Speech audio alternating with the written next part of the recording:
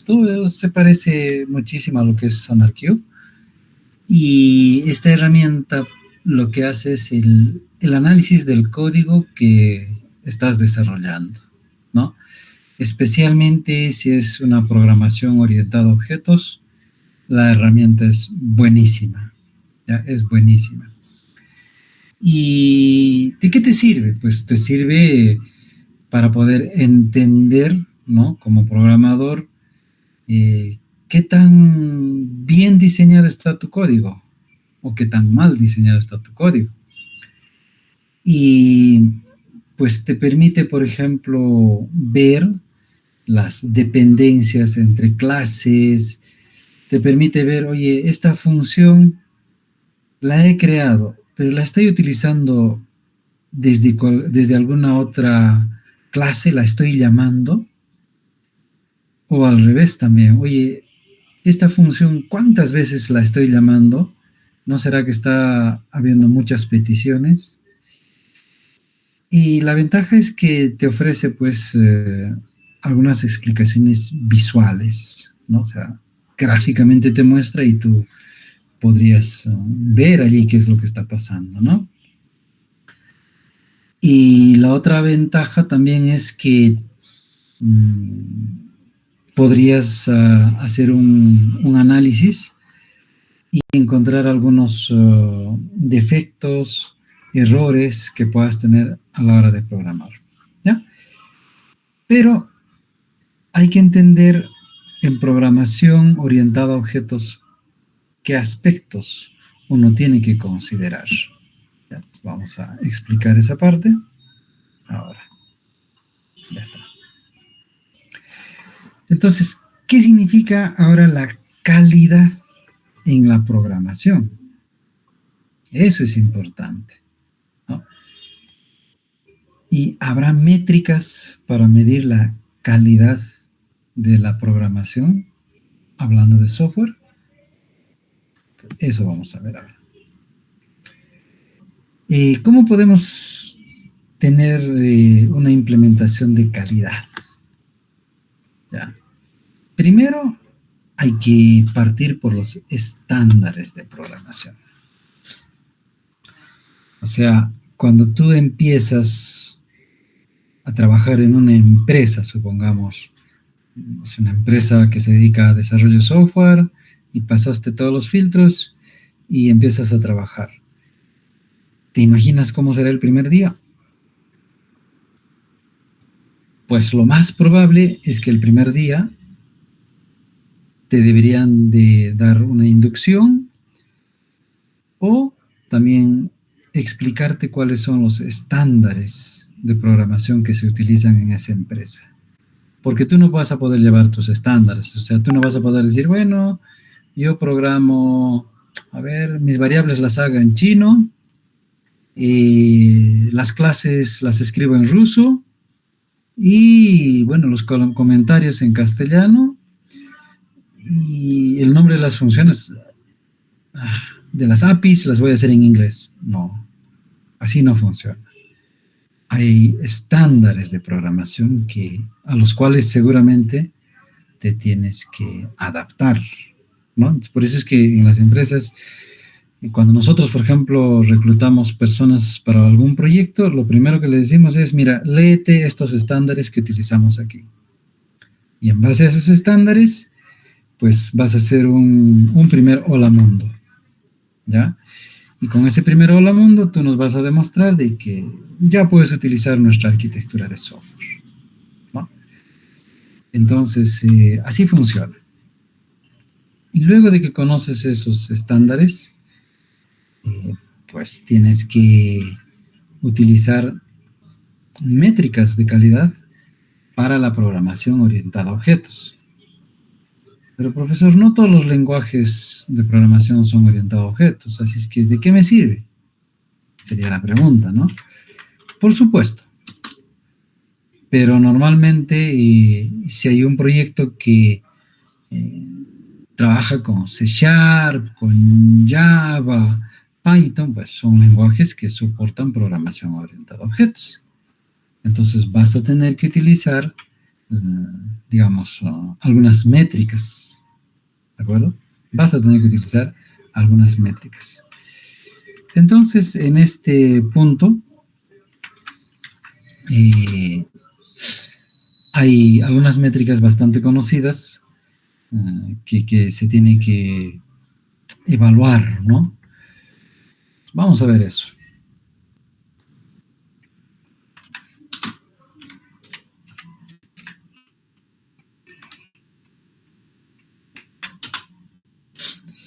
Por ejemplo,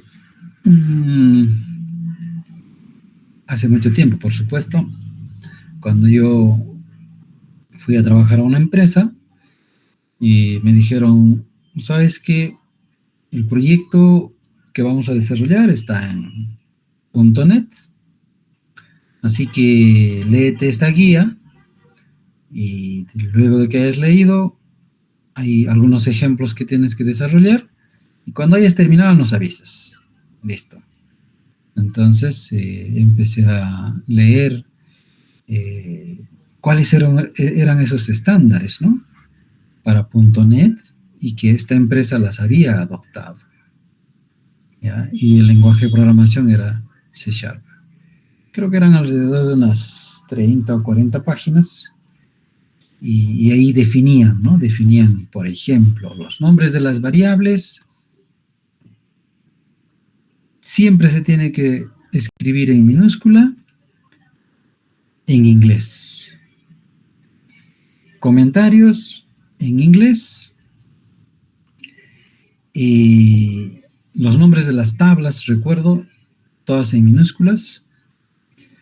Y cuando tengas que escribir funciones o procedimientos, tenías que utilizar una notación Pascal, si mal no recuerdo. Y esta notación era que las primeras letras tenían que estar en mayúsculas y las demás en minúsculas, ¿no?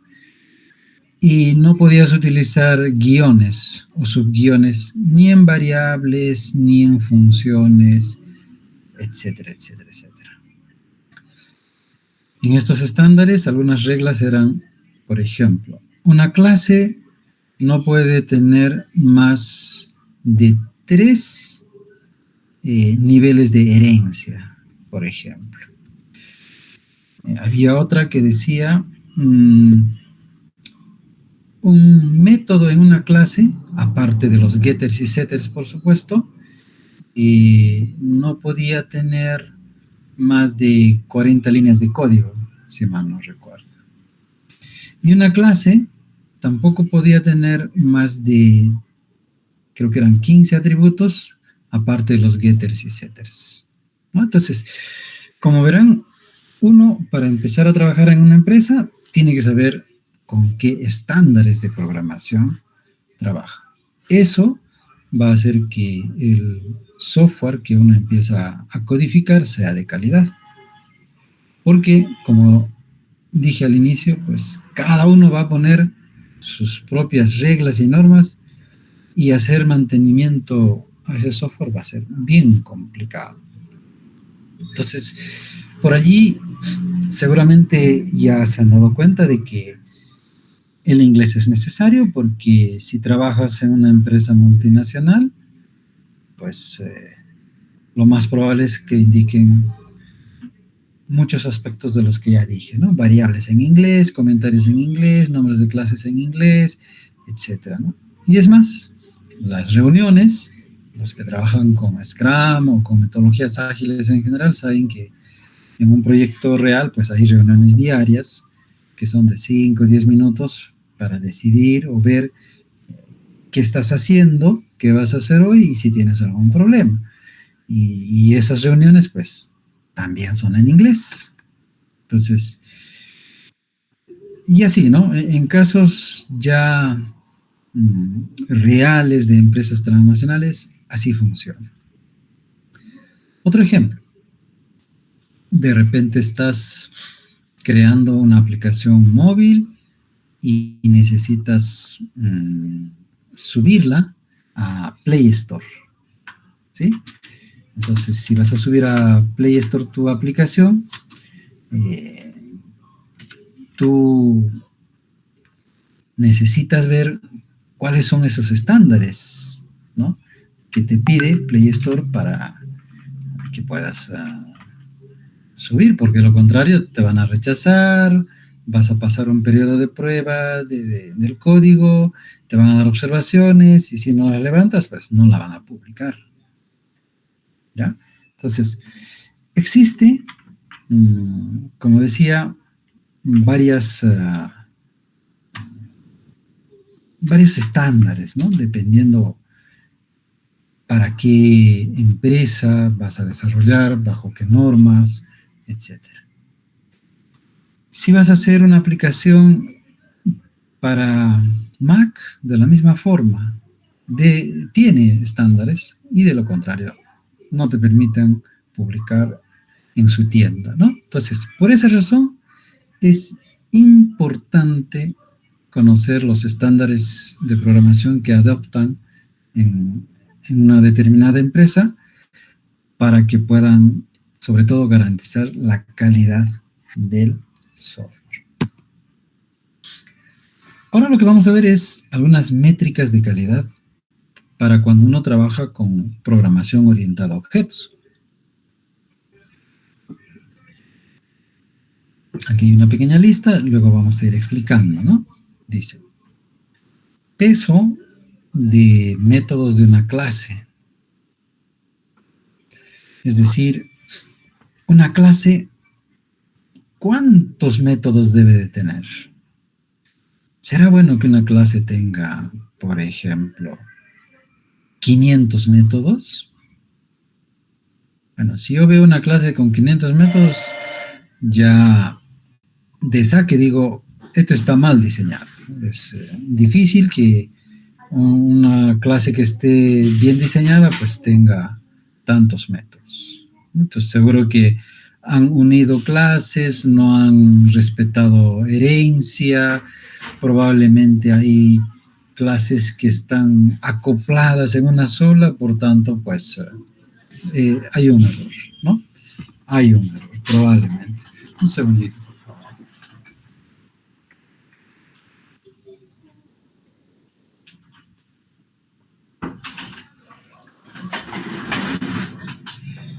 Entonces, profesor, ¿y cuántos métodos debe de tener una clase? Entonces, eso también te lo van a decir seguramente en la empresa, ¿no? A mí, por ejemplo, en una primera empresa que trabajé, pues me dijeron, mira, una clase no debería tener más de 20 métodos. Pero si tú crees de que debe tener 25, 30, nos avisas para analizarlo. ¿Ya? Así es que no debería tener más de 20 porque lo más probable es que estás uniendo dos clases. Salvo que pues, sean características inherentes a esa clase, pero lo dudamos. Pero ya nos avisas. Así me dijeron, ¿no? Entonces, yo creo que entre 15, 20 debe de ser lo más adecuado en los métodos que debe tener una clase. Profundidad de herencia. Pues esto indica qué tan profundo debe tener una herencia. O sea, una clase padre. Siguiente nivel, clase hija. Y esa clase hija, un nivel más. ¿No? Entonces, eso implica que, wow, estoy teniendo, como diríamos, una profundidad en la herencia. Y obviamente, cuanto más profunda va a ser, pues va a ser más difícil de poder hacer mantenimiento, va a ser difícil entender. Entonces, lo normal, lo que a mí me comentaron en esa empresa, por ejemplo, es, mira, máximo 3 niveles. De ahí ya tienes que pensar en cómo ver alguna lógica de implementación que nos pueda disminuir esa profundidad. No. Número de hijos. Igual, una clase, ¿cuántos hijos puede tener? ¿No? Y ahí también nos decía, ¿no? O sea, unas 3, o bueno, 4 números de hijos. Y si tiene más, igual tenemos que analizarlo entre todos. Entonces, ¿qué implica pues de que una clase tenga muchos hijos? Igual va a dificultar el esfuerzo, ¿no? Para poder entender y dar mantenimiento. La otra métrica es el acoplamiento entre objetos, ¿no? Y cuando hablamos del acoplamiento, pues nos va a dar un indicador de modularidad. ¿Qué tan bien está diseñado modularmente? Por tanto, se va a hacer un reuso y un esfuerzo para mantener, ¿no?, un objeto que se instancia a esa clase, ¿no? Respuesta a una clase, indicador de comunicación con otros objetos y esfuerzo de mantención. Pues a veces hay clases que de repente creamos y después de crearlas nunca las hemos instanciado. O sea, nunca hemos creado un objeto de esa clase. Eso quiere decir que está de más. Nunca se utilizó, ¿no? No hubo respuesta de esa clase. Pero también hay a veces lo contrario, ¿no? Hay una clase que la utilizas en todo momento. Ahí también algo pasa. O sea, lo bueno es que estas herramientas, como les comentaba de SC Tools, de Understand, te va a ir mostrando gráficamente, oye, mira, esta clase, qué tan acoplada está, esta clase, cuántos niveles tiene en cuanto a hijos, te va a ir mostrando, ¿no? Y te puede ir alertando para mejorar la programación. Carencia de cohesión, pues indicador de que una clase está mal diseñada, ¿no? Cuando no hay cohesión. Entonces, el peso de los métodos por clase, generalmente los libros y la literatura lo pone como WMC, que es Weight Method Class, ¿no? Que viene del inglés. Lo que hace es, dice, utiliza el número de métodos, ¿sí? Y cuenta, ¿no?, cuántos métodos tiene esa clase, ¿sí? Cuenta cuántos métodos tiene esa clase. Y dice, ¿no? Mientras mayor sea ese resultado que te ha dado de haber contabilizado los métodos que tiene una determinada clase, pues mayor va a ser el esfuerzo para desarrollar y mantener la clase. Entonces hay que intentar que este WMC sea menor, lo menos posible, ¿no? Profesor, pero ¿y qué pasa si yo tengo una clase con, supongamos, 10 atributos? ¿Ya? Ideal, la clase alumno, o la clase asignatura, cualquier clase, ¿no? Entonces, esa clase, si yo lo voy a implementar con un lenguaje de programación orientado a objetos, va a tener getters y setters. Perfecto. Ya, supongamos que tiene 10 atributos la clase alumno. Pues voy a tener ahí nomás 10 getters y 10 setters. Ya llegué a los 20. Y no tengo ningún, vamos a decirlo, ningún método, aparte de los getters y setters, que me determine una determinada función, ¿sí? O que haga algo. No sé, por ejemplo, a ver, si tengo la edad, perdón, si tengo la fecha de nacimiento, tendré un método que me calcule la edad. Sí, porque eso no lo puedo pedir porque eso va variando. O de repente tengo un método que diga actualizar edad, calcular edad, qué sé yo. ¿Sí? Entonces, lo que dice es, aparte de los getters y setters, no deberías de tener esa cantidad, que repito, puede ser 15, 20 métodos como máximo. Pero varía, depende de las empresas, como les decía, ¿no? Entonces, decíamos, mientras mayor sea este WMC, mayor va a ser el esfuerzo para desarrollar y mantener la clase. Y mientras menor sea el WMC, pues mayor va a ser el reuso de esta clase, ¿no? Entonces, hay que tener bastante cuidado cuando uno diseña clases con programación orientada a objetos, con esta característica que es el WMC, peso de métodos por clase. Profundidad de herencia, pues lo que mide es la profundidad de la clase en la jerarquía de herencia. ¿Y cómo se mide? Bueno, mide la distancia entre la clase raíz, ¿no? Que es, vamos a decirlo, la clase padre, y la última clase hija, ¿no? Que sería la más profunda. Entonces, de ahí viene su nombre de profundidad de la clase en jerarquía de herencia. También viene del inglés, ¿ya? Creo que es distance, inherit, algo así, ¿ya? Sí, distance, inherit. Y bueno, indicador dice, mientras más profunda, más compleja de entender. Mientras más profunda, mayor va a ser el esfuerzo en desarrollar y mantener la clase. Y mientras menos profunda, mayor será el reuso, ¿no? Entonces, como les comenté, esta profundidad máximo, ¿cuánto debe ser?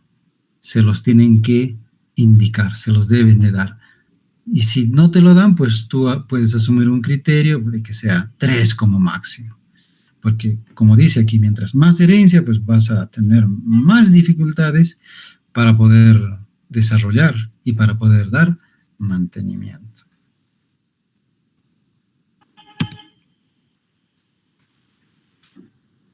Y ahora dice acoplamiento entre objetos. ¿Sí? Mide la relación entre objetos sin considerar la relación de herencia, ¿no? ¿Y de qué trata? Pues, si yo tengo una clase, supongamos, alumno, y en algún momento yo hago una instancia de esa clase y creo el objeto. Supongamos que sea objeto 1 y allí en ese objeto 1 pues se ha creado con los valores de nombre, Manuel, apellido, Ibarra, fecha de nacimiento 5574, etcétera, etcétera. O sea, ya tengo ese objeto. ¿Sí? Entonces, esto dice, ¿no? ¿Cuántas otras clases han instanciado y están utilizando este objeto? ¿Sí? Entonces, será bueno que muchas clases la instancien a este objeto. Entonces, allí el indicador nos dice, ¿no? Mientras más acoplamiento, hay menos modularidad y reuso. O sea, no es tan bueno que estén muy, muy, muy acoplados. ¿Sí? Y profesor, ¿y qué hago si es que hay necesidad de hacer este acoplamiento? O sea, en base a la lógica de negocio, por ahí tal vez, pues, es necesario, ¿no? Ya hacer muchas llamadas de un objeto hacia otro. Pues ahí lo que hay que hacer es ver la arquitectura del software, ¿no? ¿Por qué está habiendo excesivo nivel de acoplamiento? Y ahí hay que ver, de repente, estrategias de poder desacoplar, ¿sí? Y tal vez crear subclases de tal manera que el acoplamiento no sea tan intenso. Luego dice, ¿no? Mientras más acoplamiento, más esfuerzo en mantención y lograr extensibilidad. ¿Sí? Y el último dice, mientras más acoplamiento, mayor impacto de los cambios. Claro. Si yo tengo un acoplamiento de este objeto 1 que les dije con muchas clases, va a ser más difícil hacer un mantenimiento más adelante, o tal vez hay un nuevo requerimiento y quiero incorporarlo, pues va a ser más complicado. ¿Ya? Bueno, número de hijos, number of childs, que de ahí viene el NOC, pues es el número de subclases directas, ¿no? O sea, cuántos descendientes hay, ¿sí? O sea, una clase, cuántos hijos tiene, ¿no? Indicador, y a menor NOC, que es el número de hijos, pues mayor reuso de una clase, y a mayor NOC, mayor impacto de la clase en desarrollo. ¿No? Luego tenemos respuesta de una clase, RFC. Dice, mide la complejidad de la comunicación entre componentes u objetos, ¿no? Y dice, a mayor RFC, mayor tiempo para poder depurar y probar el código, ¿sí? Y finalmente, dice log, carencia de cohesión, que viene a ser el grado de similaridad entre los métodos medidos en la cantidad de las variables de instancia que comparten. Y el log, pues dice, ¿no? A mayor log, menor es la calidad de la clase. Entonces, estos son algunos atributos, ¿no?, que hay que tener en cuenta cuando uno hace programación orientada a objetos. Y el video que les mostré justamente hacía referencia a algunos de estos atributos para determinar, pues, si el ejemplo que él mostraba de un proyecto, pues, tenía acoplamiento, no tenía acoplamiento, etcétera. ¿Ya? Y además esa herramienta te muestra también cuántos archivos tiene el proyecto que estás desarrollando, cuántas líneas de código, te muestra cuántas líneas en blanco, cuántas líneas de comentario, el porcentaje de líneas de comentario respecto a líneas de total, porcentaje de líneas de código frente al total. Te muestra información que te va a poder dar, digamos, una idea general de cómo está el programa que estás desarrollando. ¿De acuerdo? Listo. No sé si tienen alguna pregunta aquí para poder continuar con la otra parte.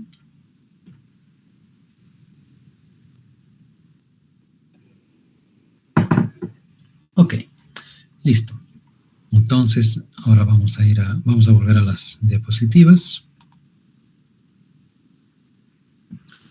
Ya habíamos terminado esta y estábamos aquí. Listo. Bueno, lo anterior que habíamos visto eran normas, eran ISOs que te indican en general cómo podrías tú determinar si un software es de calidad, qué métricas debes de considerar, ¿ya?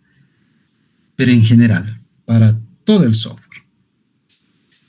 Ahora, lo que vamos a enfatizar es en la parte de la arquitectura, ¿no? O sea, la arquitectura, ¿qué atributos de calidad considera? ¿De acuerdo? Y dice, ¿no? Un sistema puede evaluarse de dos formas para poder comprobar los atributos de calidad. Hay unos atributos que son observables, ¿no? Entonces, cuando yo digo observables, puedo ver cómo se comporta el sistema durante la ejecución, pues puedo ver si me está entregando los resultados esperados, puedo ver qué tanto demora, si el tiempo en que me está entregando los resultados es razonable o no. y podría ver si los resultados tienen una precisión tolerable o no. Les comentaba, si mal no recuerdo, en una clase anterior, pues que yo había hecho una tesis con lo que es el uso de celulares, y en ese celular se graficaba un mapa y en ese mapa los grifos de agua, ¿no? Para los bomberos. De tal manera que cuando salía el bombero a una emergencia, ya sabía dónde estaba ubicado el grifo. Pero también les comenté, pues, que eso fue hace muchos años atrás, 13, 14 años, y resulta pues que en esa época los celulares no tenían los GPS con la precisión que hoy en día tienen, ¿no? Así que nos pasó que en las primeras veces el bombero iba y claro, le decía que el grifo está en esa zona, pero de repente miraba en el mapa y parecía que estaba en el punto A, pero estaba como 2 metros, 3 metros, 4 metros más arriba, más abajo, ¿no?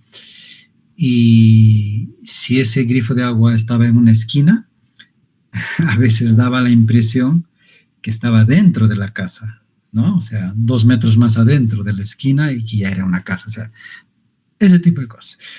Entonces, los resultados que te muestran tienen la precisión tolerable. Si no, lo único que queda es mejorar los algoritmos para llegar a una precisión aceptable, ¿no? Y que lo acepte sobre todo el usuario o el cliente. Luego, se comporta apropiadamente al interactuar con otros sistemas. ¿O será que si tú vas a implantar el sistema que tú estás desarrollando, vas a decirle al cliente, sabes que mi aplicación funciona con MySQL 5 y me he dado cuenta que en tu empresa hay aplicaciones en MySQL 4? Bueno, eso ya es antiguo, así es que primero todos tienen que actualizar al MySQL 5 para que con el mío pueda interactuar. No, pues no, o sea, muchas veces uno tiene que adecuarse a lo que ya existe en la empresa, ¿no? Entonces, esos son atributos observables, ¿no? Ahora, también hay algunos atributos no observables, ¿no? Es fácil integrar el sistema, es fácil probarlo. Realmente hacer pruebas es una tarea muy interesante. Hoy en día se está dando mayor valor. Y cuando uno pues inicia con este rol de tester, dice, bueno, hago pruebas, doy datos de entrada y salida y se acabó. Pero no, ya les había comentado en una clase anterior de que hay mínimo 12, 15 formas de hacer pruebas. Pero al inicio pues eso como que no se valora mucho. Y ya cuando entra en funcionamiento aparecen los errores, ¿no? Algún otro atributo que no se puede observar es sobre los costos, ¿no? ¿Qué tan bien he cobrado o qué tan mal he cobrado? Porque realmente estimar costos es una tarea difícil. No es sencilla, ¿no? Ayer nomás recibí la llamada de un alumno que pues decidió emprender y ha hecho su propia empresa al inicio con 2, 3 personas, pero ahora creo que ya son algo de 8 que están postulando a estas convocatorias que hay, digamos, a nivel nacional. Y bueno, siempre tienen la dificultad de estimar los costos, ¿no? Así que de vez en cuando me llaman como para decir, a ver, queremos esta asesoría, vamos por este lado, ¿está bien o no? Y algo que me pareció interesante fue que él me comentaba que en las licitaciones que lanza el Estado y en general las empresas que publican las licitaciones que necesitan, pues había una gran diferencia entre las entidades públicas y privadas, ¿no? Y me comentaba que en las empresas públicas, pues las estimaciones que hacen es como que medio random, o sea, o son muy baratas, que nadie quiere presentarse, o a veces son excesivamente caras que él me decía, da miedo presentarse porque te piden que hayas hecho una facturación, ¿no? Por el triple del monto que se está, del monto referencial por el cual se está licitando. Por ejemplo, había encontrado una licitación, creo que era por 1.000.000 de soles, pero le pedían 4 veces y ese valor, o sea, serían 4 millones que él haya facturado en el año anterior, o sea, en el 2024. Entonces, él me decía, no, o sea, no sé cómo han calculado, pero nos parece demasiado, y peor aún que nos pidan 4 veces ese monto, o sea, ya tendría que ser una empresa transnacional que un año antes haya facturado, no sé, pues más de $1.000.000, ¿no? Entonces, realmente ese tipo de atributos pues no son observables porque uno no está 100% seguro si el valor que ha estimado es el correcto, ¿no? Y lo mismo pasa con el tiempo, ¿no? ¿Cuánto tiempo se tardó en tenerlo ya disponible? Entonces, ahora vamos a ver un poquito en profundidad algunos atributos de calidad, ¿no? Que son observables para la parte de la ejecución. Performance, seguridad, disponibilidad, funcionalidad y usabilidad. Y performance, ¿no? Performance. Hablar de performance, pues es hablar qué tan bien, ¿no? Tiene la respuesta o qué tan buena es el tiempo de respuesta ante una acción que el usuario final hace, ante un evento, un estímulo. O también, pues, hay que ver en concreto, ¿no? ¿Cuántos segundos se tarda en darme una respuesta, ¿no? Una petición que hago. Entonces aquí hay aspectos importantes que considerar, ¿no? Cuando hablamos de tiempo de respuesta, pues depende de varios factores. Primer factor, procesamiento. O sea, la velocidad de procesamiento o el procesador con el cual estás trabajando de repente es un Core i3, hablando del servidor, frente a un Core i11. ¿Va a haber diferencia o no? Sí va a haber diferencia. Otro ejemplo, memoria RAM. En algún momento conversamos y bueno, pues que las consultas se ejecuten en memoria RAM es lo ideal. Pero si de allí va a pasar de repente a memoria secundaria, o sea, a disco duro, olvídalo. Eso va a ser 6, 8 veces más lento y nadie va a querer esperar ese tiempo. También depende de la red, ¿no? Entonces, como son varios factores que uno tiene que ver, pues cuando uno hace el análisis tiene que ver todos estos aspectos, de tal forma que la arquitectura que uno diseñe esté acorde, ¿no? Por lo menos que esté aceptable a lo que el cliente o el usuario necesita, ¿no? Entonces, decía que la performance de un sistema pues depende de la comunicación entre componentes, ¿no? Depende de la asignación también de la funcionalidad a los componentes y también de los algoritmos. cuán importante es los algoritmos que te van a resolver el problema que el cliente quiere, ¿no? Si tienes un algoritmo ineficiente en tiempo, lamentablemente, pues, al final va a verse en la performance, que no tiene buena performance, ¿no?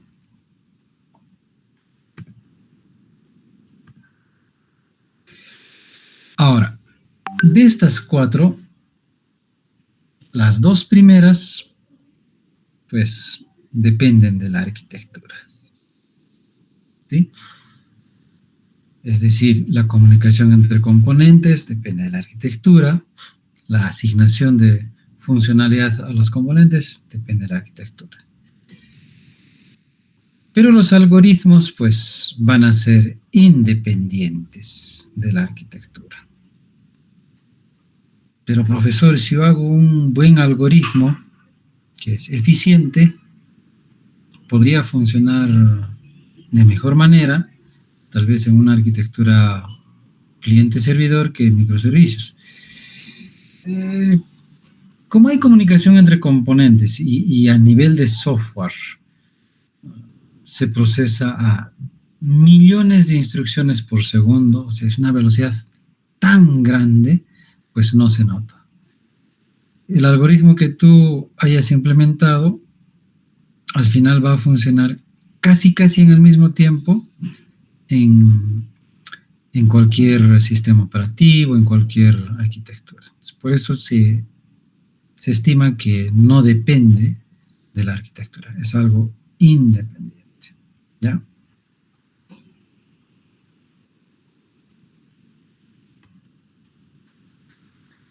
Puede analizarse la performance de la arquitectura, uno haciendo unos cálculos, sobre todo de matemáticos, ¿no? De análisis de las tasas de llegada. O sea, esta petición partió en el minuto 12:00:00 y cuando tengo la respuesta, ¿en cuánto tiempo llegó? Pero hay que hacer todo un muestreo probabilístico, o sea, hay que hacerlo varias veces, en varios contextos y ver la posibilidad de calcular promedios, ¿no? Porque a veces, bajo un contexto, podría ser bastante óptimo y tú crees, ya está, ya queda, ok. Pero hay que ver los contextos reales donde va a funcionar. La otra es distribución de los requerimientos de servicio. Hay que analizar bien los requerimientos. La otra es los tiempos de procesamiento. O sea, como les comenté, va a depender del tipo de procesador sobre el cual se va a ejecutar, ¿no? Y de acuerdo a dónde se ejecute, pues hay que ir viendo esos tiempos. El tamaño de las colas. Sí, pues a veces se generan colas y hay que poner colas de prioridad para que primero se ejecute una tarea que otra, y también eso podría afectar en la performance, ¿no? Y la latencia, que sería la tasa de servicio. Se puede simular el sistema mediante modelos estocásticos basados en información histórica de carga. Sí, se puede simular, ¿no? Es decir, a ver, anteriormente cuánto demoraba y ahora cuánto está demorando. Sí se puede. Pero hoy en día también hay herramientas que te permiten automatizar, ¿no? Las pruebas, especialmente si uno quiere hacer pruebas de rendimiento con pruebas de estrés, pruebas de carga. Hay herramientas para poder simular. Ahora vamos a ver un ejemplo con una herramienta bastante buena. Esta herramienta pues te permite simular qué tan buen rendimiento tiene tu aplicación si es que tú ejecutas, no sé, 10, 15, 100, 1000 peticiones, ¿no? Y esto corre en threads, eso quiere decir que un thread podría representar el acceso de un usuario. Entonces, allí tú te puedes ir dando cuenta qué tan buena está y la aplicación en cuanto a tiempos de respuesta, como cuando cargues cuántos usuarios va a empezar a fallar, etcétera. Eso tenemos ahora un ejercicio práctico sobre eso.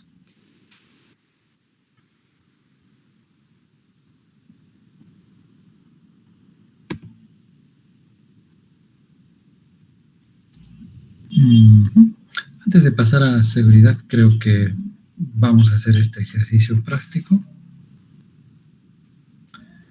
Entonces, déjenme prender la otra máquina y ahí lo voy a mostrar.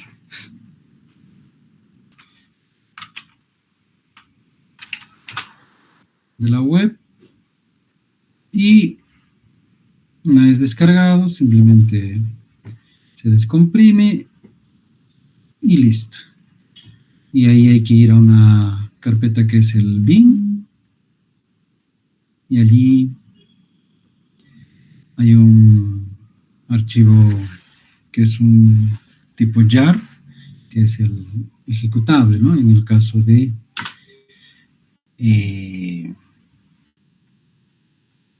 Java. Entonces, vamos a ver, ahí ya tenemos ejecutando. Pero necesito una aplicación web para ver su funcionamiento. Voy a ver si tengo SAMP o de repente tengo algún problema.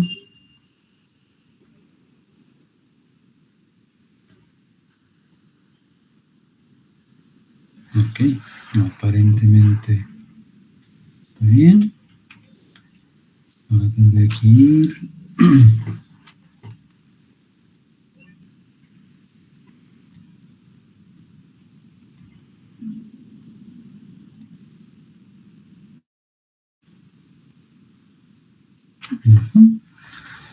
Y vamos a ver si tengo por allí.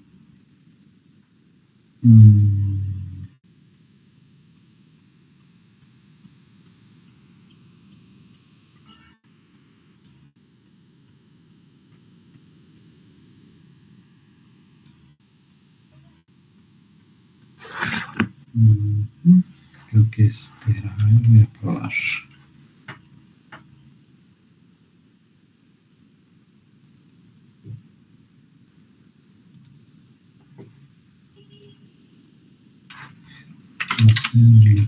Host. No sé cuál está funcionando.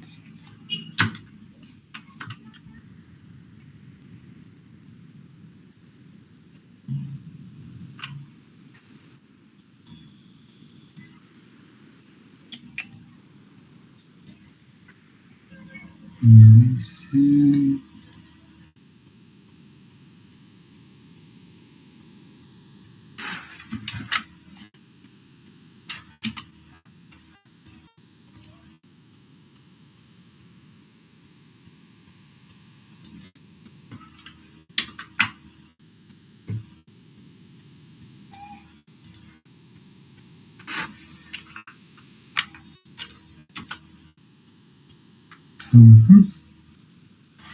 Ok, aparentemente esto está correcto. Ya, entonces voy a copiarlo.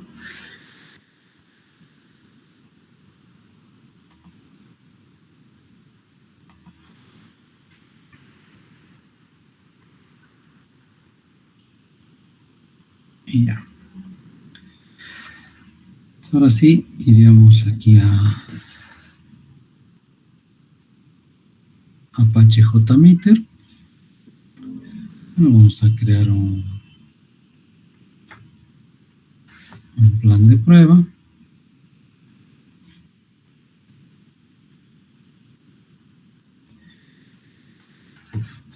tenemos. Y a esto tendríamos que... a ver... Le agregamos...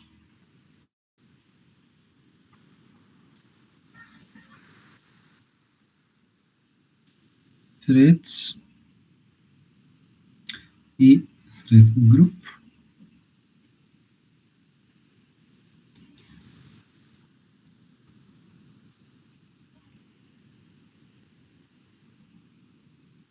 Ok.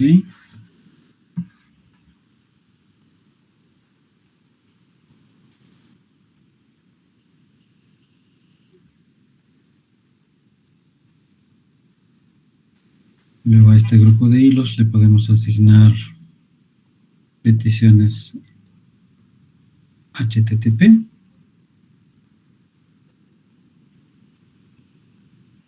Entonces, le podríamos decir HTTP request. Ya está.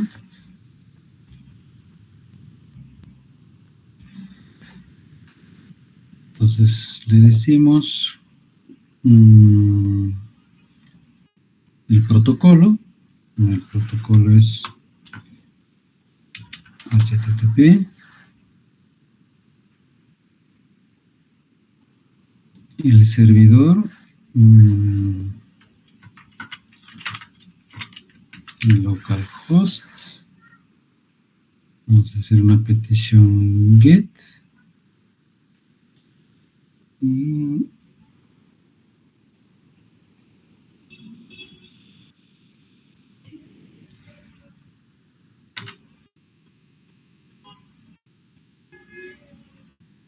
así le podemos decir. Listo, entonces lo que tengo que darle aquí es ese HTTP request que pretendo hacer. ¿A qué servidor lo voy a hacer?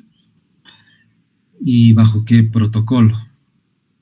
Y en el path le pongo pues, la ruta, la cual yo necesito probar, ¿no? Listo. Luego de eso, necesitaría ver los resultados, ¿no? Entonces, para ver los resultados, bueno, aquí también le puedo poner el puerto. En este caso, está por defecto en el 80, así es que lo va a considerar, pero si no también normal lo podemos agregar. Y luego lo que tengo que hacer es a ese grupo de hilos, pues, añadirle una visualización, ¿sí? Entonces puedo decir add y le puedo decir listener y view results in table puede ser, aunque también puedo verlo en árboles, en un árbol. Puede ser también aquí.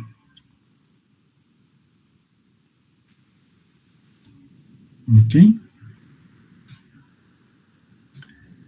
¿Y qué más podríamos agregar para visualizar?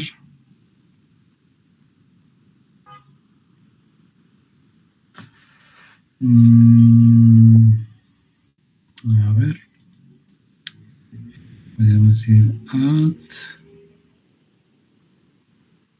listener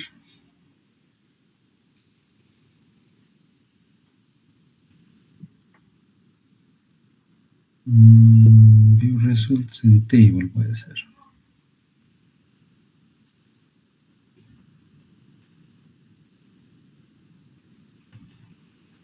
Ok. Listo. Entonces, y para poder probar, tengo que definir previamente cuántos hilos voy a lanzar. Entonces, obviamente, si yo le digo un solo hilo, es como que un solo usuario está accediendo, ¿no? Entonces, vamos a probar. Yes. Ya, ahí no lo grabamos.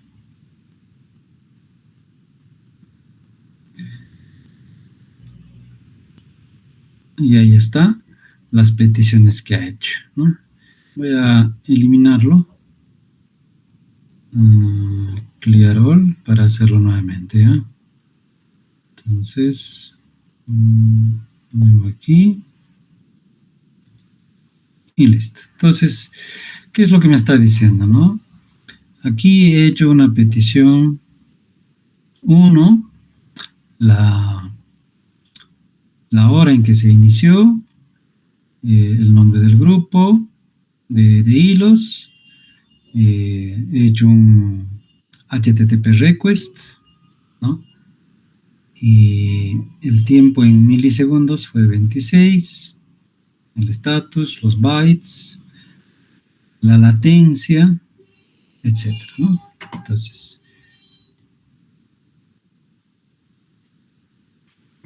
obviamente que con un hilo es como que una sola persona hubiera ejecutado. Ahora veamos con 10. Y nos venimos acá. Y previamente lo vamos a limpiar.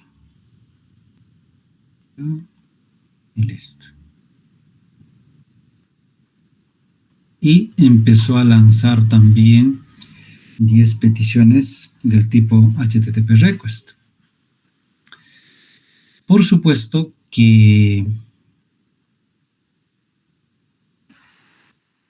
las peticiones pues se hacen utilizando threads y simulando que son, cada thread es una máquina, ¿no? Todo está en verde. Lo único que quiero que se fijen es estos tiempos, ¿no? Estos son los tiempos de respuesta, claro, están en milisegundos, es casi nada para una máquina buena, ¿no? Ok, ya vayamos poniendo a una prueba de fuego, ¿no? A ver, ¿qué pasa si lanzamos 100? Vamos a ver acá, lo borro, me vengo aquí y listo. Igual, fue bastante rápido, no hubo problemas, ¿sí? Todo está en verde, pero si se dan cuenta, y lo más probable es que la latencia vaya subiendo, ¿ya? Algo interesante, ¿no? Algo que me comentó alguna vez un alumno y me dijo, profesor, acá yo veo que esto no se ejecuta en orden. Aquí está que primero es el thread 2, luego el 1, luego el 3, más abajo está el 9, el 11, el 10, luego el 13, o sea, no hay un orden, ¿no?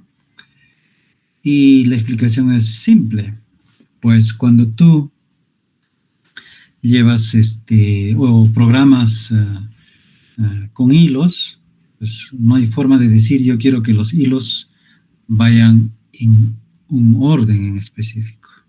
Es totalmente random, ¿no? Y la explicación sería, es como que yo dijera, bueno, invito a 100 de mis amigos y les digo, ya, quiero que hagan una prueba, vamos a entrar todos al mismo tiempo y decirles primero Juanito, luego Pepito, no, esto es totalmente aleatorio, ¿ok? Bueno, con 100 hilos funcionó bien, pero antes debo de fijarme qué características tiene esta máquina, ¿ya?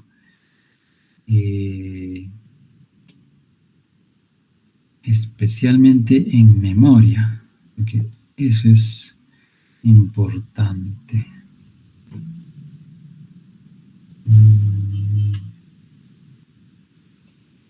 O tendría que correr otros procesos para que utilicen la memoria y no esté dedicados, que ahorita la máquina no está haciendo nada. Por eso veo que todo lo está haciendo muy rápido. Entonces, voy a ejecutar un VirtualBox para que jale un poco de memoria.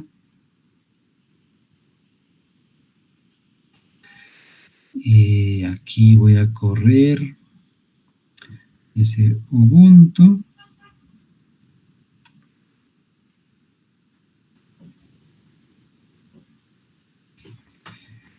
Y creo que también puedo correr este Metaexploitable.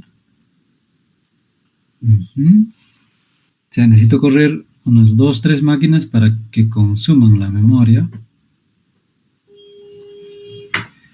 Ya, ahí ya tengo 2 corriendo.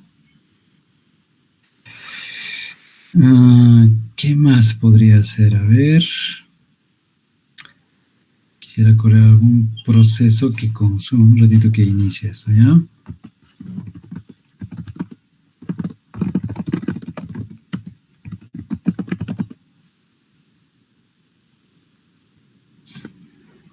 Ahí está, ya corrió.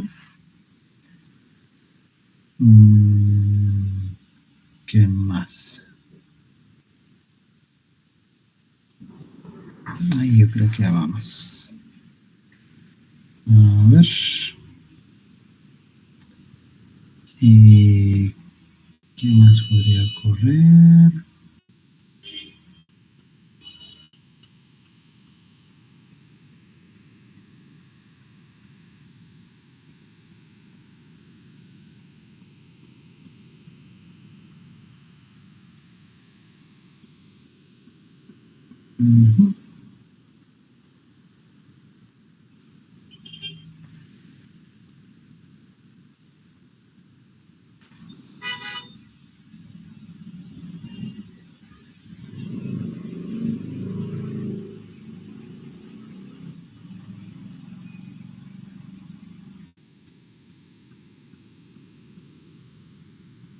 Ya.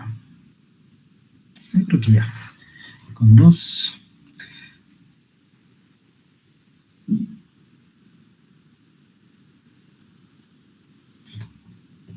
Ahora sí.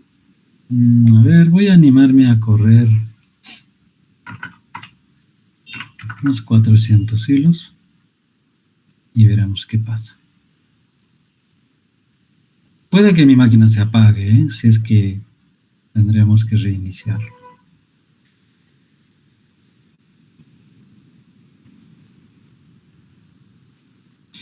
No lo borré, ¿no?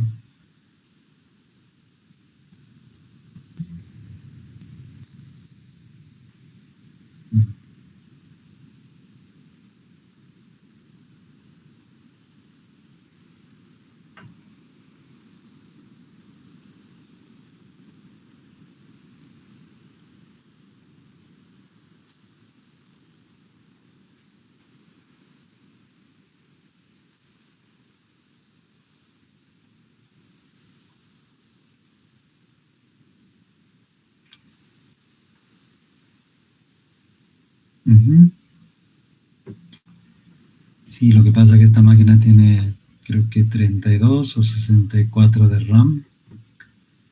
Entonces lo ejecutó como si nada.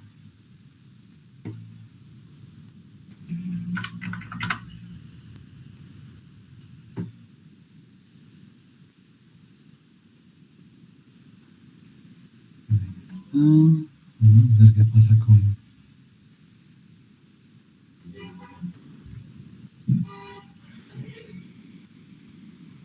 También.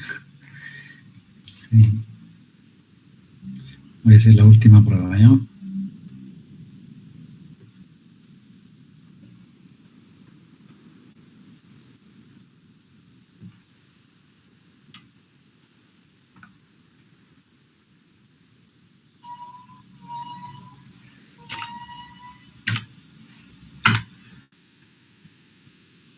Ya.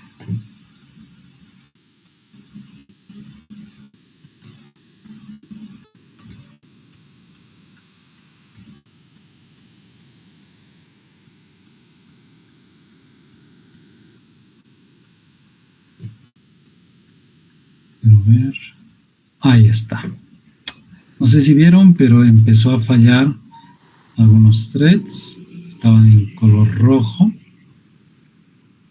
y ahora sí la memoria está empezando a zapatear. Mm.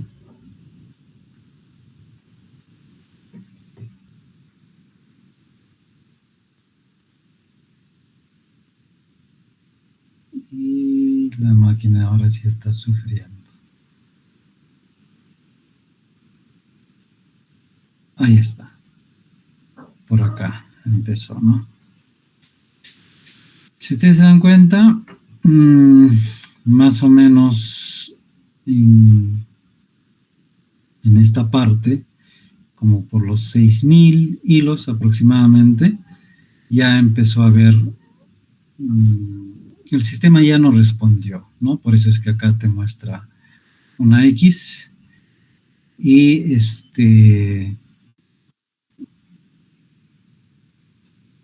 ha ido fallando en algunos hilos, luego seguramente un hilo completó y el otro no, etcétera, etcétera. Entonces, como les digo, esta máquina es buena, a pesar que inició algunos procesos, pues tiene una buena cantidad de memoria y por ahí tal vez. Y además que la página web pues no es nada complicada, ¿no? La página web es simplemente devolver esto. Pero imagínense si esta página fuese, no sé, correr un video o hacer un procesamiento bastante extenso o imprimir aquí millones de registros, entonces ahí también habría mayor consumo de memoria, ¿no? En este caso es algo simple y por ahí que ha podido ir resistiendo buena cantidad, ¿no? Entonces, así funciona una simulación con, con Apache JMeter y las peticiones que uno puede hacer y ahí se puede dar cuenta hasta qué cantidad de usuarios pueden ingresar razonablemente, ¿no? Ahí haciendo una prueba y error. Eso. A ver, voy a volver a la presentación.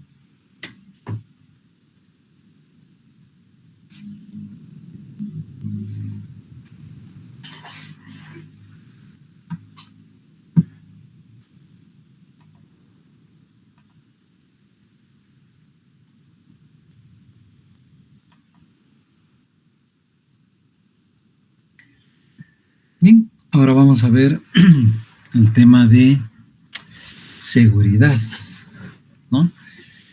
Y cuando hablamos de seguridad, pues decimos que es la medida de la capacidad del sistema para resistir, ¿no? Intentos de uso y negación de servicios a usuarios no autorizados, sin restar servicios a los usuarios autorizados, ¿no? Hoy en día, pues, ciberseguridad es no solo un tema, ya hay diplomados, hay creo que hasta carreras profesionales que se están empezando a lanzar porque hay una alta demanda para esta área, ¿no? Ahora, hay muchos tipos de ataques.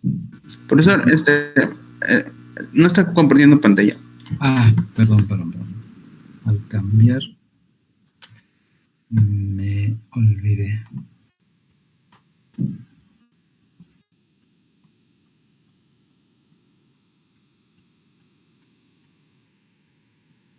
Ya.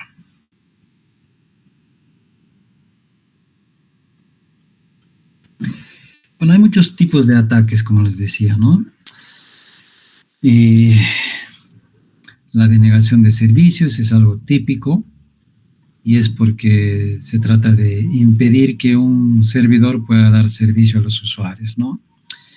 Y lo que hace es inundarlo, o sea, enviarle tantas peticiones de tal forma que se ahogue, se acabe la capacidad de memoria y por tanto ya no haya respuesta, ¿no? Otra forma es el impostor de la dirección IP, en el cual pues un atacante asume la identidad de un host confiable para el servidor, o sea, lo tiene registrado dentro de los confiables, pero pues el atacante lo que hace es cambia, ¿no? Esa dirección a cambia la dirección IP de la máquina que quiere atacar, o si se quiere lo clona con otra que sí tiene autorización, y desde allí pues empieza a hacer los ataques, ¿no? Entonces, hay formas. Y respecto a la arquitectura, pues se refiere a que hay que tener estrategias, ¿no? Para prevenir y detectar y responder, ¿no? A esos ataques. En arquitectura, una de las soluciones, pues, es poner un servidor de autenticación, ¿no? Y este servidor de autenticación lo que va a hacer es, pues, controlar, ¿no? Que usuarios externos, pues, puedan ingresar sin autorización. Y simplemente al pedirle la autenticación, los que están registrados, pues, van a poder ingresar. Hay que instalar monitores, ¿no? Que puedan inspeccionar el registro de los eventos de la red. Concretamente son los famosos logs, ¿no? Para determinar quién está entrando, a qué hora, si ese usuario de qué IP está entrando, si la MAC le corresponde a esa máquina, varias formas de poder monitorear, ¿no? Y si tienes salida a internet, lo mejor es que toda tu infraestructura que está dentro, digamos, las aplicaciones están dentro de tu red interna, pues antes de eso trata de poner un firewall, ¿no? Y este firewall lo que va a hacer es simplemente prevenir, ¿no? Que a través de una red proxy, los externos, pues no puedan ver lo que hay en la red interna, salvo que le crees un famoso túnel para que personas autorizadas desde afuera puedan entrar a la red interna, ¿no? Construir un sistema sobre un kernel confiable, ¿no?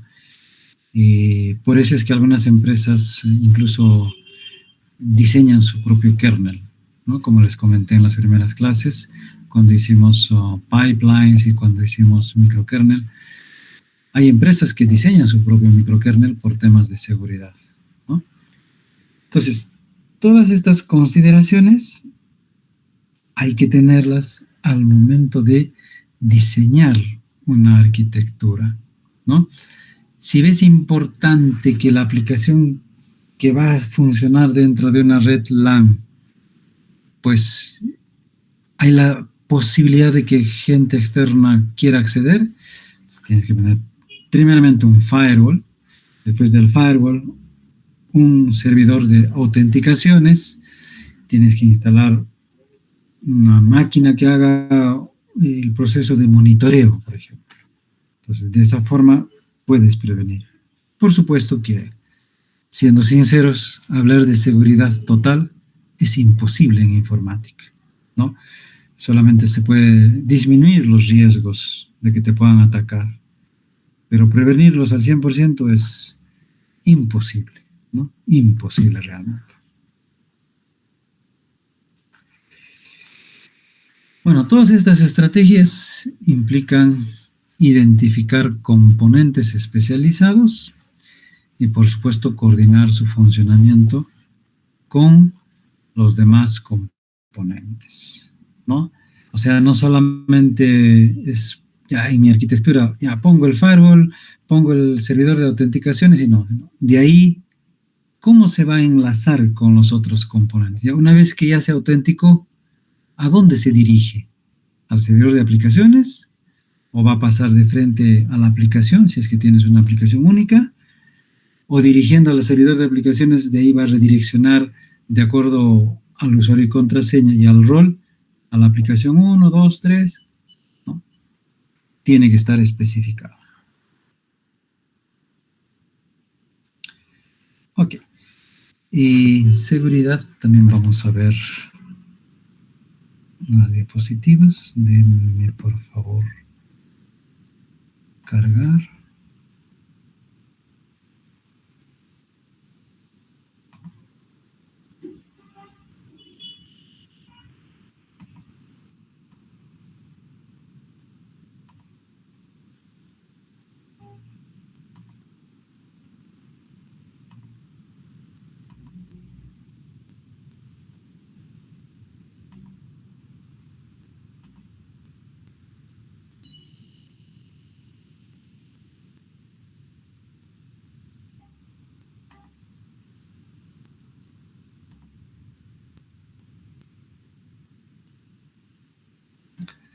Un minutito, por favor, déjenme ubicar.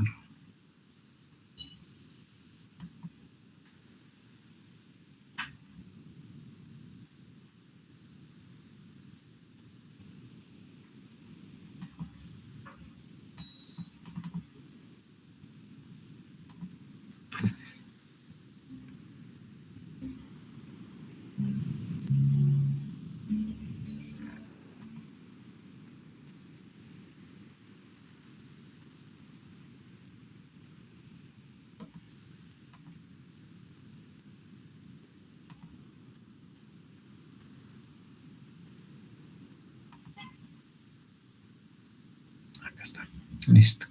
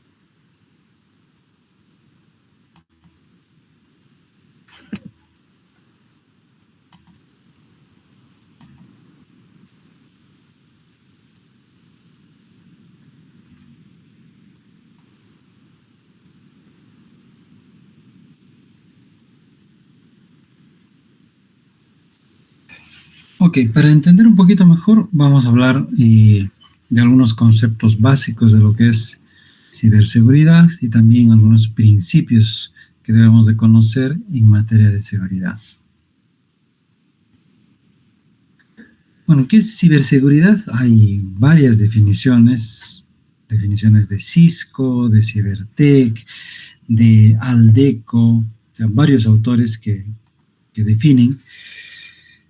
Pero yo considero que la definición de Cisco es de repente una de las que me gusta más porque es bastante concreto, ¿no? Y dice que es el esfuerzo continuo para proteger a las personas, las organizaciones y los gobiernos de los ataques digitales, mediante la protección de los sistemas y datos en red contra uso o daño no autorizado. Entonces, ojalá, ¿no? Cuando diseñemos una arquitectura, pues tengamos en cuenta de que somos pasibles de ataque. Eso es en concreto lo que quisiera manifestarles. A veces no le ponemos atención y cuando ya nos atacaron, recién nos ponemos a pensar, ¿no? Control de acceso es, bueno, restringir el acceso a sistemas informáticos y redes a usuarios, ¿no? No autorizados. Luego el tema de conciencia de seguridad, ser consciente de las amenazas a la seguridad informática. A veces no le tomamos importancia, no somos conscientes y repito, ya cuando nos pasa, pues nos ponemos a pensar, ¿no? Protección contra malware, usar software antivirus, anti-spyware para protegerse contra el malware.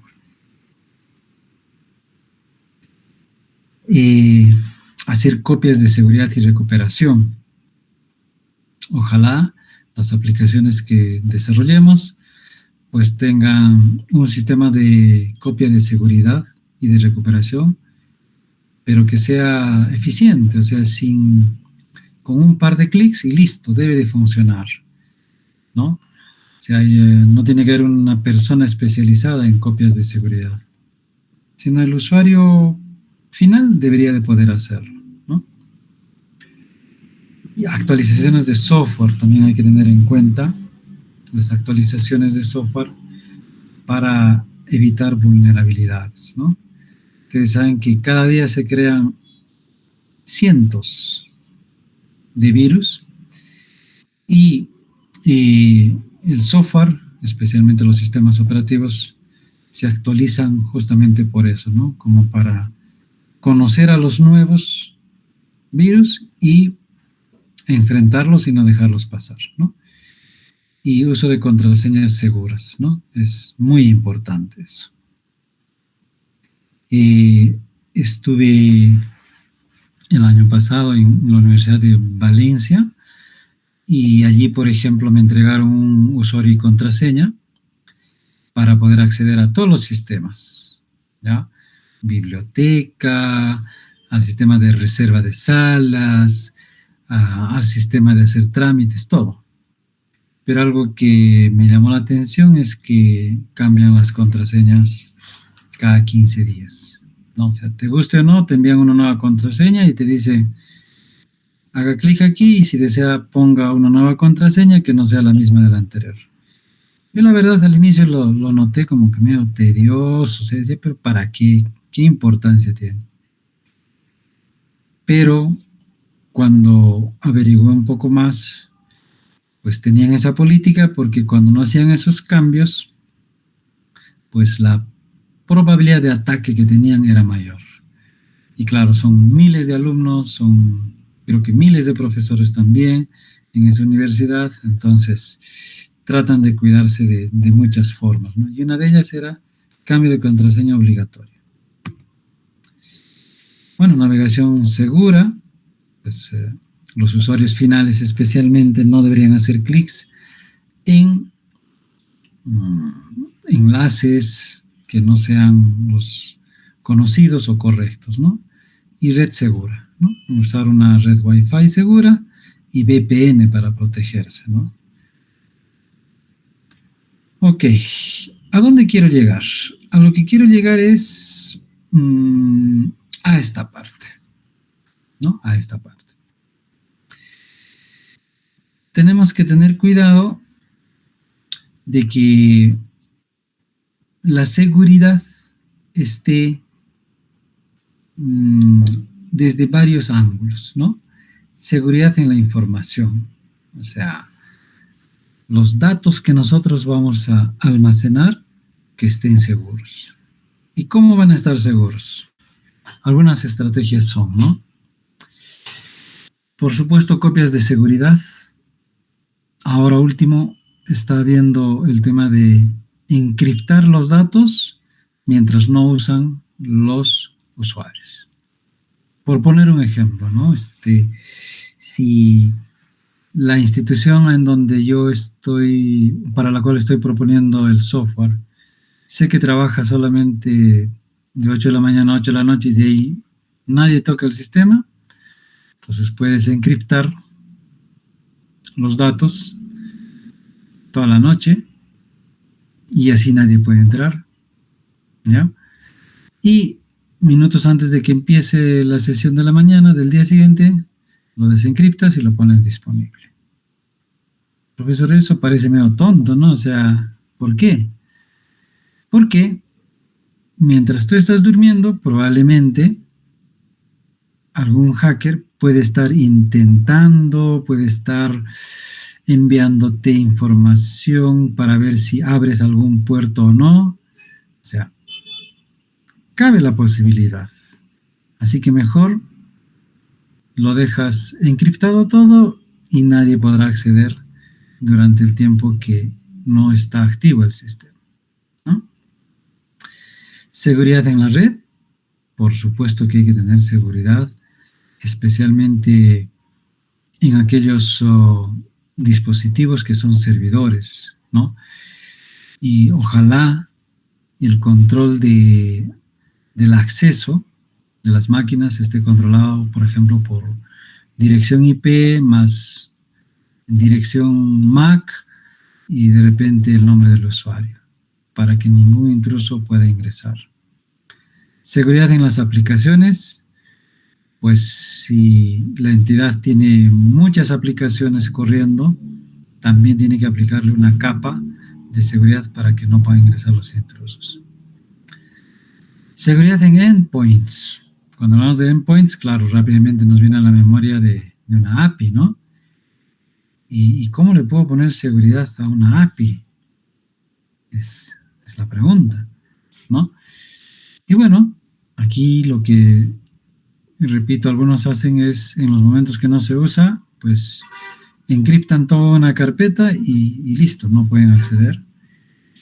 Y la otra forma sería tal vez mediante el acceso solamente a personas autorizadas, ¿no? Seguridad física, pues en una red hay elementos físicos que ojalá también estén con una capa de seguridad ahí. Seguridad en la nube. Uy, cuán importante. Cuán importante seguridad en la nube. Especialmente hoy en día que las aplicaciones, pues uno ¿dónde los despliega? Los despliega en la nube. Antes, 10, 15, 20 años antes, las empresas tenían sus servidores y tú tenías que ir a desplegar ahí en sus servidores. Hoy en día la empresa te dice, mira, no tengo servidores con esa capacidad, ya alquila en la nube y tuve la seguridad, ¿no? Entonces es importante, ¿no?, que tengamos en cuenta al diseñar una arquitectura, si tenemos el despliegue en la nube, pues haya una capa también que pueda proteger, ¿no? Y luego gestión de identidades y accesos, llevar el control, quiénes acceden, a qué hora, cuánto tiempo se quedan trabajando. Y finalmente, protección contra desastres. Recomendación, pues que los usuarios puedan hacer copias de seguridad, pero no solamente una. Pasó una vez a un amigo que pues tenía cuidado cómo hacía su copia diario y a la semana otra, y pues él pensó que su oficina o la oficina del data center nunca iba a sufrir ningún desastre. Hubo una inundación y todo desapareció. La aplicación, el disco duro, la copia que había sacado estaba en la misma máquina y listo. Desastre total. Así que ojalá una de las copias sea en un lugar externo y otra copia sea en una nube, pero que no esté en el mismo país. O sea, tienes que ver las estrategias como para que ante un posible desastre, pues puedas reactivar rápidamente el sistema, ¿no? Entonces, esta es la diapositiva que quería comentarles. Vamos a volver. Antes, por favor, voy a hacer un llamado de lista y luego un pequeño break, ¿ya? Déjenme ver.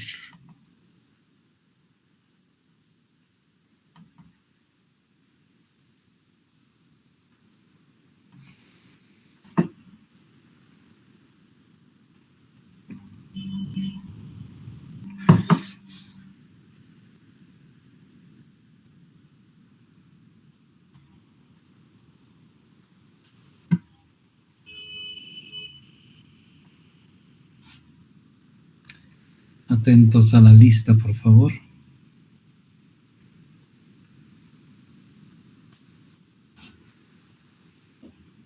Arquitectura, cuando tenemos que diseñar y considerar, ¿no? Dependiendo de la naturaleza del proyecto, estos aspectos. Ahora vamos a ver el tema de disponibilidad, ¿no? Y la disponibilidad podríamos definirla como la proporción del tiempo que el sistema está en ejecución, o sea, cuánto tiempo está disponible, ¿no? Y se mide pues como el tiempo entre las fallas o la rapidez en que el sistema puede reiniciar la operación cuando ocurre una falla. O sea, después de que hubo un corte de energía o algún tipo de falla, ¿en cuánto tiempo se ha restablecido? ¿No? Entonces, hay una fórmula que determina, ¿no? Este punto. Y de lo que se hace es tiempo promedio entre fallas, y eso es dividido entre el tiempo promedio entre fallas más tiempo medio de reparación. Entonces, con eso podemos ver en cuánto tiempo se reinicia la operación.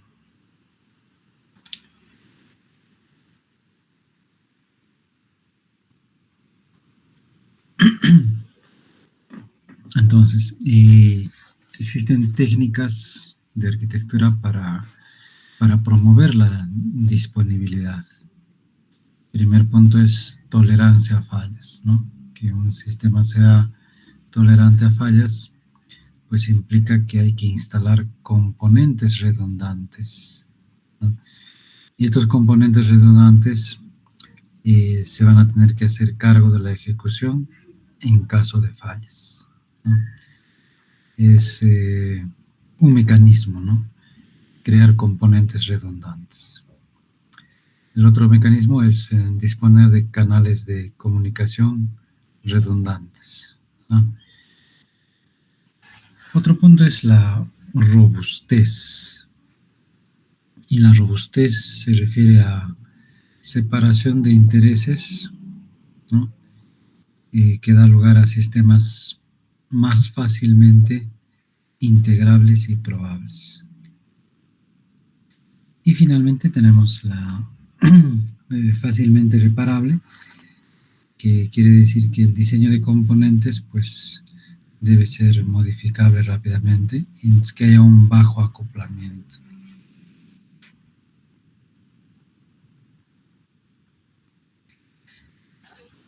El otro punto que hay que considerar en la arquitectura es la funcionalidad.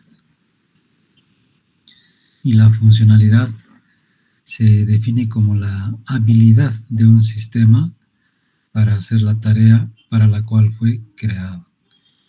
Y esta tarea pues está definida en la especificación de requisitos. Todas las partes del sistema deben coordinarse para lograr el objetivo en común. ¿Y cómo podríamos hacer eso? Bueno, hay que asignar responsabilidades a cada componente. Cada cual debe saber el momento en que debe ejecutar su responsabilidad. Y la funcionalidad es ortogonal a la estructura, ¿no? Y de hecho, bueno, hay muchas estructuras diferentes y pueden lograr la misma funcionalidad, ¿no? Entonces, en concreto aquí lo que hay que ver es que el sistema cumpla con el objetivo para el cual fue diseñado, ¿no?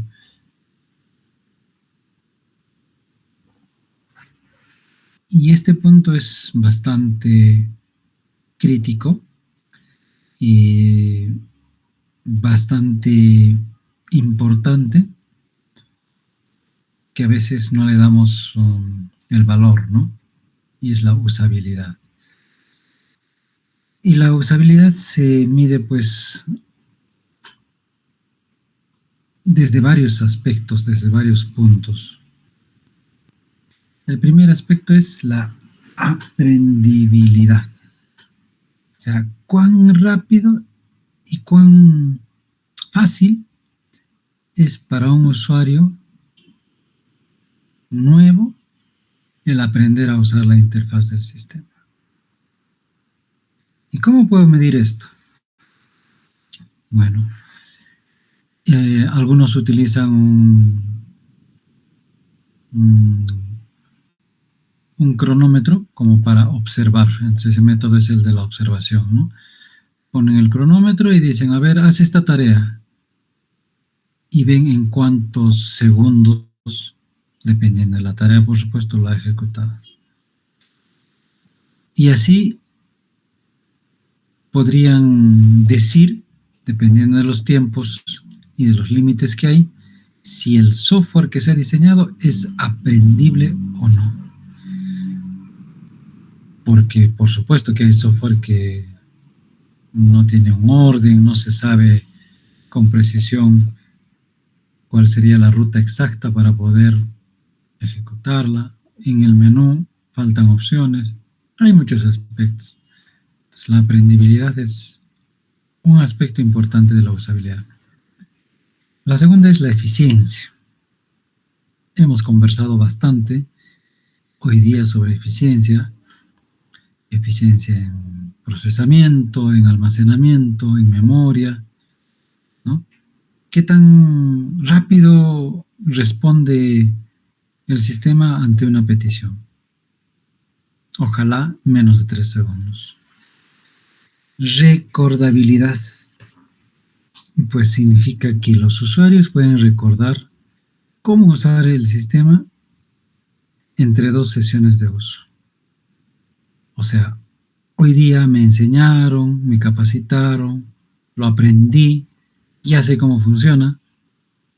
Y por supuesto, después de un par de días, me toca volver a usar el sistema, pero ya no está la persona que me capacitó. Entonces, soy capaz de recordar todo lo que anteriormente me habían explicado, o tengo que volver a llamar a esa persona. ¿Y cuándo un sistema va a ser fácilmente recordable? Cuando ojalá use el número mínimo de pasos para hacer una tarea o una acción. Y también ojalá el diseño de interfaz ayude con los colores resaltantes y que contrasten, ¿no? Tanto la letra con el color de fondo o el color de fondo de repente con la letra, ¿no? Propenso a errores. El sistema anticipa y previene los errores comunes de los usuarios. Es decir, puede que tengas un error, pero ojalá dentro del código pues hayas identificado esa posibilidad y si sucede, pues que preveas esos errores, ¿no? Eso es algo importante. Manejo de errores. El sistema ayuda a los usuarios a recuperarse de los errores. Y satisfacción. El sistema facilita la tarea de los usuarios.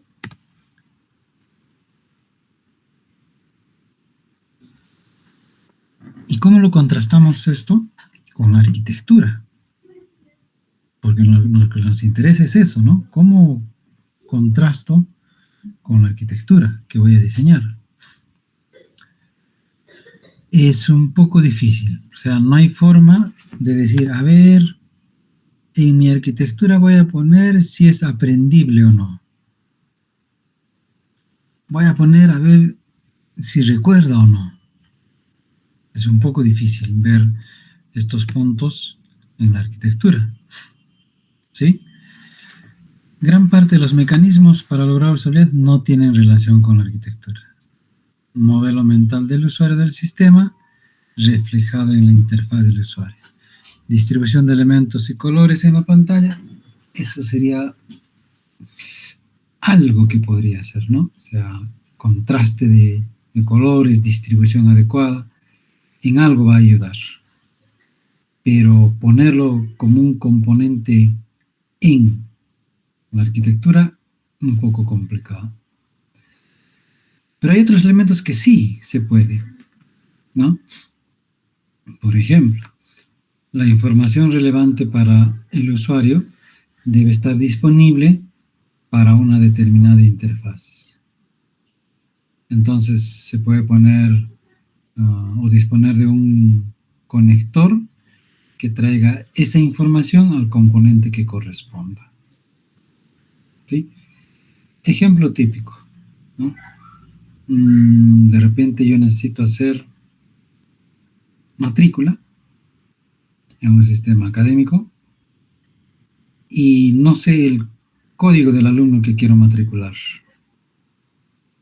Entonces, una alternativa es, bueno, cierras el proceso de matrícula, me refiero a la ventana, vas a alumnos, encuentras por el apellido y copias su código. Luego otra vez vas a matrícula y como ya tienes el código copiado, pegas el código, ¿no? Pero otra alternativa más rápida sería pues que dentro del proceso de matrícula, me refiero a la ventana, si no recuerdas o si no tienes la opción tal vez de conocer el código del alumno, lo puedes buscar en esa misma ventana o con una ventana modal. ¿Sí? Entonces, allí pues estás indicando que la información relevante debe de estar disponible en la interfaz, ¿no? Y en una arquitectura, pues ahí se pone como un conector, ¿no? Para decir, aquí debo de obtener este componente para poder hacer la matrícula. Y la eficiencia tiene, pues, implicancias de usabilidad. Y ya llegando a la última parte, pues tenemos algunos atributos de calidad no visibles durante la ejecución. Modificabilidad, portabilidad, reusabilidad, integrabilidad y testeabilidad o la capacidad de hacer pruebas.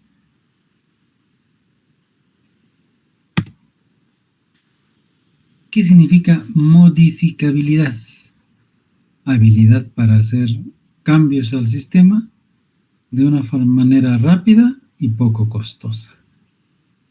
Claro, porque a veces uno puede querer rápido y te puede costar más, ¿no? Es algo similar como cuando tú de repente quieres ir de un punto A a un punto B. Supongamos de tu casa a la universidad. Entonces, ¿necesitas llegar rápido? Sí, necesitas llegar rápido. Pero de repente en bus te cuesta, supongamos, 3 soles y en taxi 40 soles. Entonces, si bien es cierto, vas a hacerlo rápido, pero es bastante costoso. Y algo similar en el software, ¿no? Yo necesito hacer un cambio en un módulo y obvio que la idea es que esto sea rápido, pero ojalá que no sea costoso, que requiera aditamentos especiales o requiera cambios estructurales en la arquitectura. Ojalá que no. Es el atributo de calidad más íntimamente relacionado con la arquitectura, ¿no? Y hacer modificaciones en un sistema consta de 2 etapas. Uno es localizar el lugar donde debe aplicarse el cambio. Y 2, aplicar el cambio propiamente como tal, ¿no? Entonces, a veces ocurre que es difícil ubicar, si es que no está bien documentado, bien modularizado, si es que no tiene calidad en el código sobre todo, va a ser bien difícil ubicar en qué parte del código hay que hacer el cambio, ¿ya?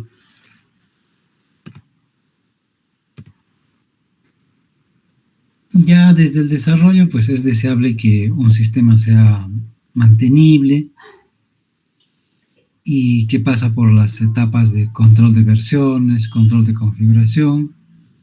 Cuanto más cambios locales, pues mejor.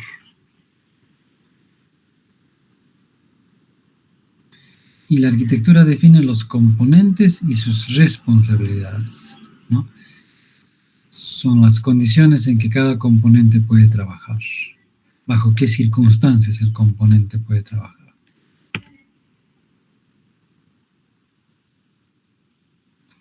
Las modificaciones suelen venir de cambios en el negocio. Extender o cambiar las capacidades, la extensibilidad, pues permite seguir siendo competitivo en el mercado. Quitar capacidades no deseadas, simplificar el producto para hacerlo más liviano o más barato.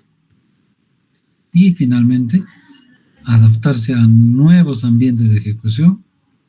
Portabilidad hace un producto más flexible para más clientes. Y reestructurar, ¿no? Hay que racionalizar los servicios, modularizar, optimizar o crear componentes reusables para futuros desarrollos, ¿no? Vamos. Portabilidad. La portabilidad es la habilidad de un sistema para ejecutarse en diferentes ambientes. Y cuando decimos diferentes ambientes, tiene que ver con el hardware y el software, ¿sí? O una combinación de ambos.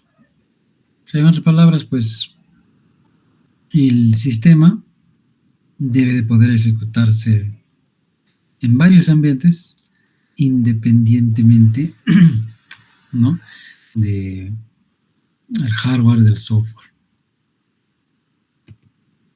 Un sistema es portable si todas las suposiciones acerca del ambiente particular en ejecución se confinan a una única o a pocas componentes, ¿no? Por ejemplo, el tema de Docker. Docker es bastante portable, ¿sí? Porque Docker tú puedes ejecutar en distintos ambientes, ¿no? Sin problemas. En una arquitectura, el encapsulamiento de las dependencias se hace en una capa de portabilidad que da al sistema una serie de beneficios independientes del ambiente.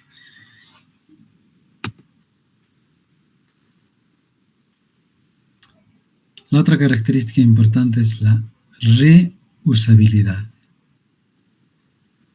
Y la reusabilidad viene a ser la capacidad que tiene un sistema para que su estructura o alguno de sus componentes puedan ser usadas en futuras aplicaciones. Y creo que les comenté que, bueno, y si no lo hice, bueno, lo voy a repetir.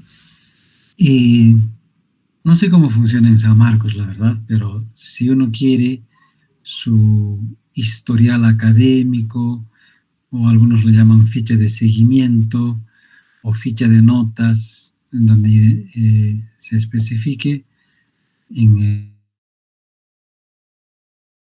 digamos, semestre por semestre, cuáles han sido las notas, y viene con un sello, y eso te sirve para, no sé, para estudios de maestría, doctorado, para algún trabajo, no lo sé.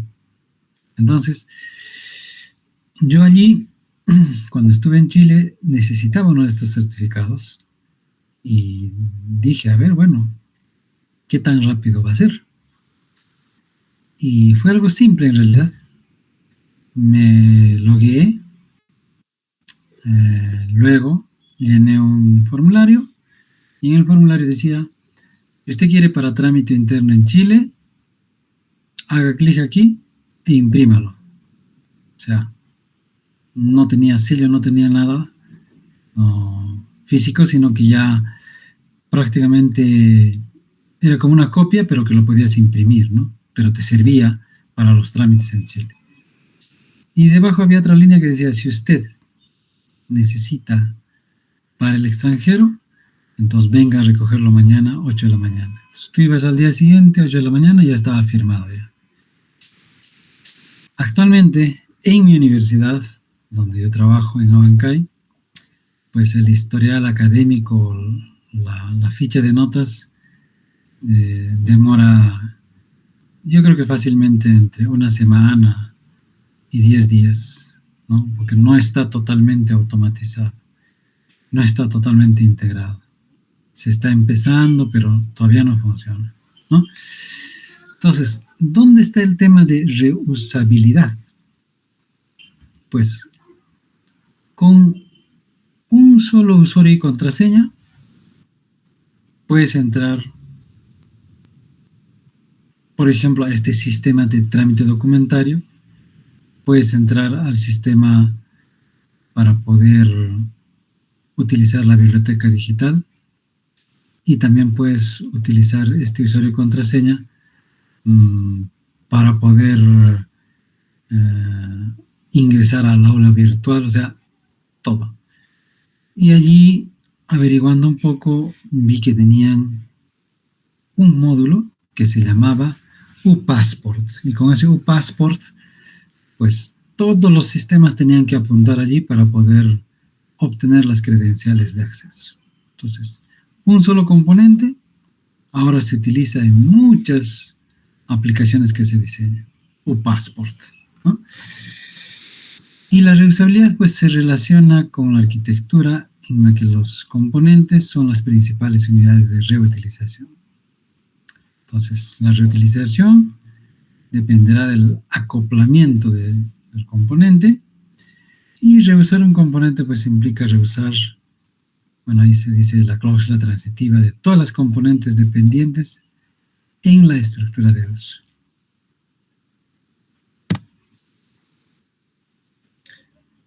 Y la reusabilidad pues es una forma particular de modificabilidad. Listo. Ahora veamos. Un sistema S está compuesto por 100 componentes, del 1 al 100.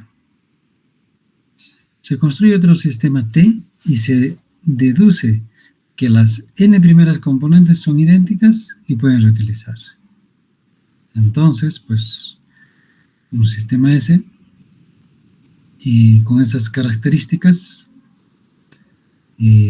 pues hay buena cantidad de componentes que son similares y se pueden reutilizar, ¿no?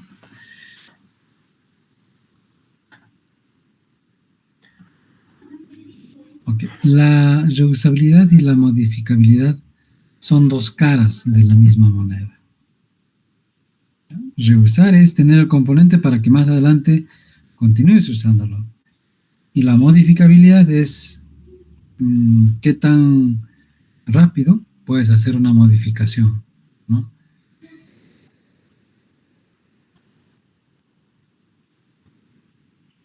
Y ya casi para terminar tenemos la integrabilidad.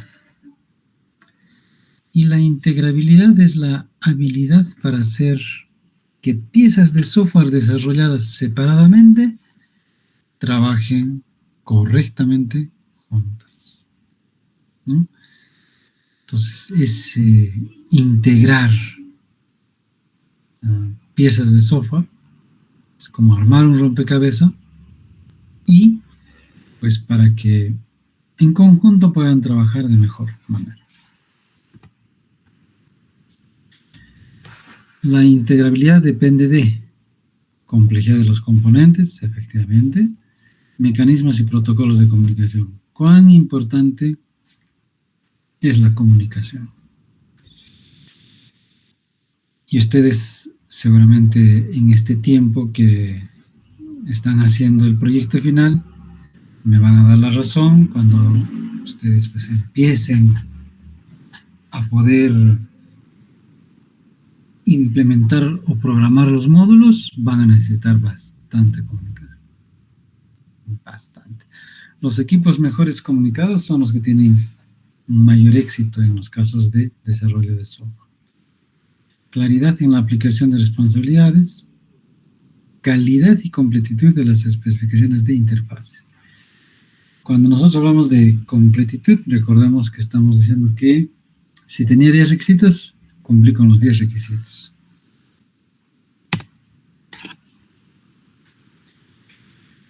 Estos aspectos de que si es integrable o no, pues dependen de la arquitectura. Depende de la complejidad de algoritmos de esa componente, de los protocolos y mecanismos de comunicación, y también depende de las responsabilidades y las interfaces.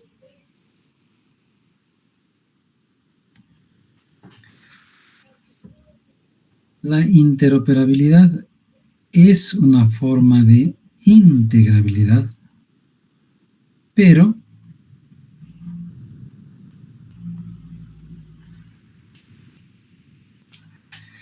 donde las partes del sistema deben de trabajar con otro sistema.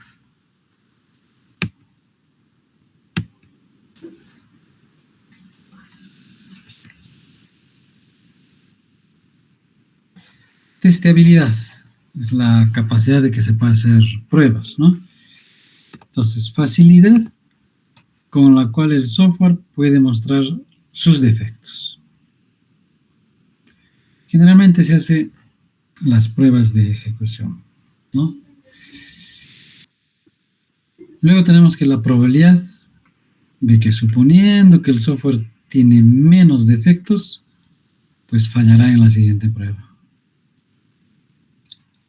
Y condiciones necesarias: controlabilidad, poder controlar el estado interno de las componentes. Y observabilidad, observar salidas o outputs.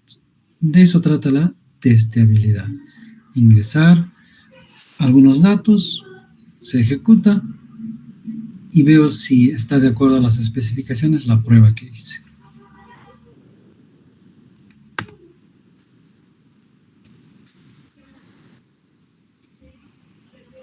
¿Y qué relación hay esto en la arquitectura? Pues nivel de documentación, separación de intereses, uso de ocultamiento de información y desarrollo incremental. Entonces, cuando yo veo que la testeabilidad requiere ser considerada, entonces hay que ver estos aspectos. Y terminamos. ¿Ya? No sé si tienen alguna pregunta o ya cerramos por el día de hoy.